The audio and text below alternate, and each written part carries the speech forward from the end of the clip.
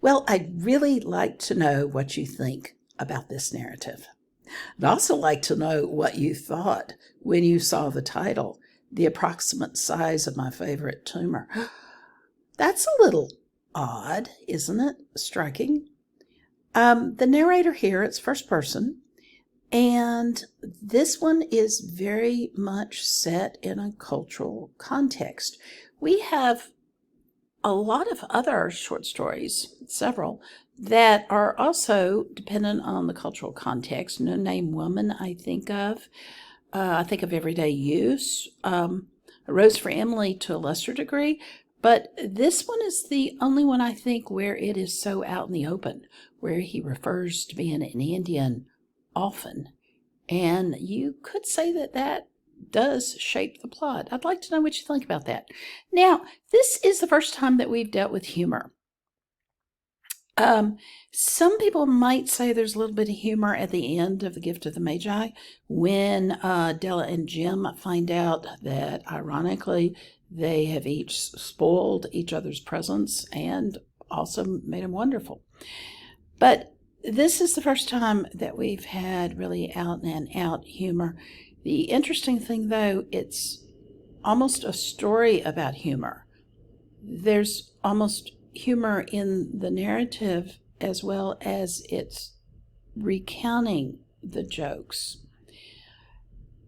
This narrative I find both hilarious and heartbreaking because the humor is used as a tool by the narrator, first-person narrator, to combat the cancer. He can't physically do it. He does it through humor.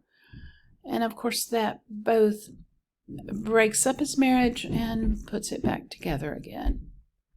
It's what makes him and his wife be together and be apart. I thought it would be interesting to talk about the different devices that authors can use to create humor.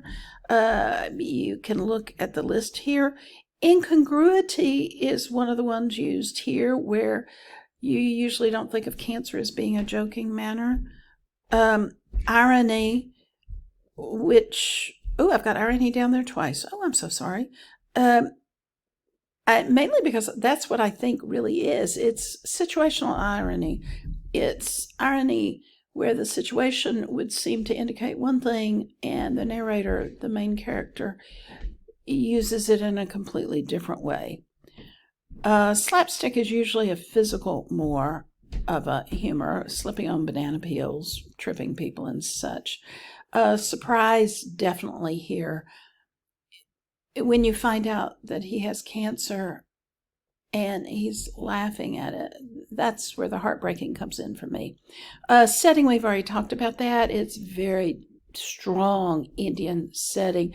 Even at the end, when there are two things Indians can do, make fry bread and help somebody die. First person narrator, and I want to bring in the idea of a sympathetic character here, a character with whom the reader has sympathy, often also with whom the character identifies. You may not identify with the narrator here, but you certainly have sympathy for him, maybe admiration too. You really, really don't want to see him die, but you want to see what other joke he has to say. Anyway, I admire the short story, and I hope you do too. There's plenty of others. Sherman Alexie, one of the leading writers in the Northwest, and is Native American writer, Indian writer. Let me know if you want some more suggestions for books to read by him.